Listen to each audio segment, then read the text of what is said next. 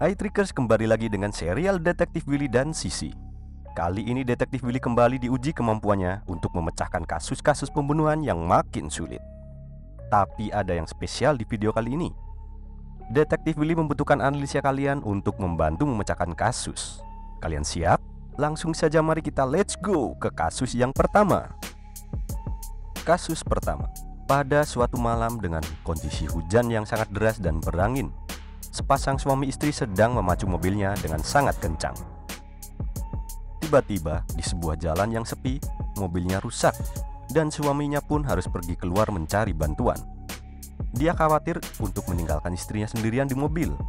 Jadi, dia menutup jendelanya dan mengunci mobilnya sebelum pergi.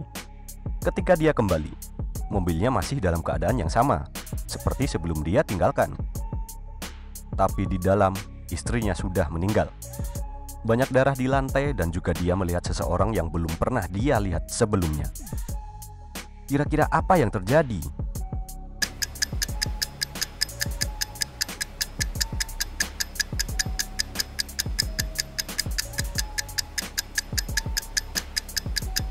Dan inilah jawabannya. Karena istrinya tengah hamil tua. Suami khawatir meninggalkan istrinya sendirian. Saat suami minta bantuan, istrinya melahirkan sendirian di dalam mobil. Jadi seseorang yang belum pernah dia lihat sebelumnya adalah anaknya yang baru lahir. Kita lanjut ke kasus yang kedua. Agung dan Rini sudah menikah selama 15 tahun. Awalnya, Rini telah melahirkan anak pertama.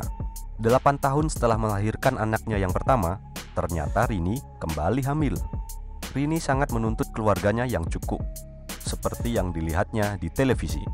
Namun apa daya, ternyata yang lahir bukanlah sesuai harapannya. Tetapi sebenarnya tidak apa-apa. Malam ini Rini dan Agung mengantarkan salah satu anaknya bernama Christopher untuk pergi ke lomba mewarnai nasional. Di saat baru masuk perjalanan tol, Christopher mulai bercerita tentang pengalamannya. Rini yang sedang mendengarkan kemudian membayangkan kalau sifat Christopher bertolak belakang dengan sifat saudaranya yang sangatlah pendiam, cuek, dan juga nakal. Tiba-tiba, Christopher berkata kepada ibunya, "Ma, aku mau buang air kecil, sudah tidak bisa ditahan." "Ya sudah, kamu sendiri sana, sudah besar kan?" Christopher pun keluar menuju ke pepohonan samping tol.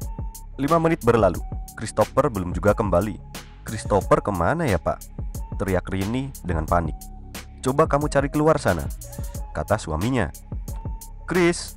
Christopher, kemana kamu?" teriak Rini. Dia sangat panik hingga ingin pingsan. Rini pun kembali ke mobil dan berkata kepada suaminya, "Christopher tidak ada, bagaimana ini?" Sesaat setelah itu, Rini sadar ada seseorang di jok paling belakang. "Di situ kamu rupanya, Chris. Sudah mama cari kemana-mana." Sementara dia pun hanya diam saja. Dan di perjalanan, Rini hanya menasihati tanpa ia membalas. Sesampainya di tempat lomba, ternyata orang tua ditempatkan di ruang berbeda. Setelah sekitar 3 jam, akhirnya TV dihidupkan oleh pihak panitia. Rini dan Agung pun pingsan. Dari reka adegan tersebut, apakah ada yang janggal?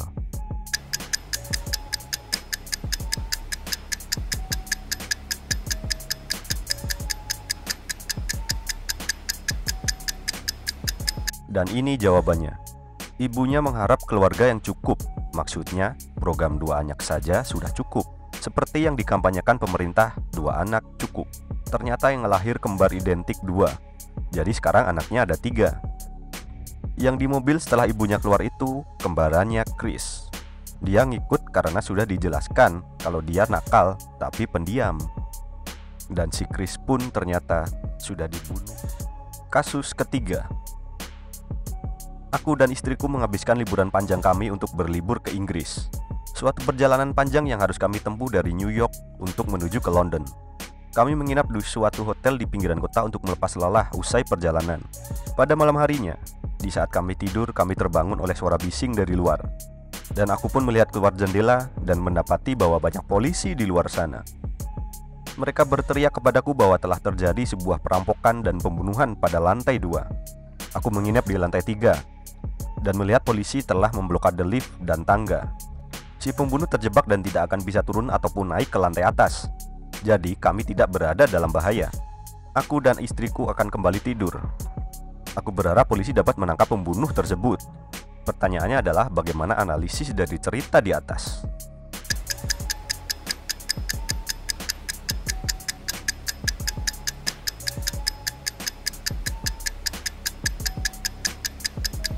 Ini jawabannya. Jadi di Amerika dan Inggris, atau bisa kita sebut dengan US dan UK, penyebutan lantai berbeda. Di US, lantai pertama disebut first floor, kedua second floor, dan seterusnya. Sementara di UK, lantai pertama disebut ground floor, kedua first floor, dan seterusnya. Jadi orang-orang yang teriak dari luar itu sebenarnya mau mengasih tahu kalau pembunuh itu ada di second floor atau lantai ketiga, karena mereka sedang di London. Lantai ketiga, second floor, itu tempat si Aku menginap. Polisi yang memblokade lift dan tangga, yang dilihat si Aku itu sebenarnya adalah si pembunuh itu. Dia memblok tangga dan lift supaya tidak ada polisi yang bisa naik dan menangkap dia. Kasus keempat. Sudah jam 9 malam, tapi aku masih terjaga di apartemenku. Apartemenku berada di gedung yang tinggi, tepatnya di lantai 7. Saat aku membuka jendela kaca untuk menghirup udara segar, aku melihat pemandangan aneh di bawah. Aku melihat seorang laki-laki yang mencekik wanita. Kemudian wanita itu mati. Tapi setelah itu, ku terkejut saat aku memperhatikan wajahnya dengan seksama. Ternyata dia melihatku. Telunjuk tangan kanannya berada di depan wajahnya. Sesekali telunjuknya bergerak. Mungkin dia menginginkanku untuk tutup mulut dan tidak bilang ke siapapun. Tapi tentu saja aku besok akan melaporkannya ke polisi. Nah, bagaimanakah analisis riddle story tersebut?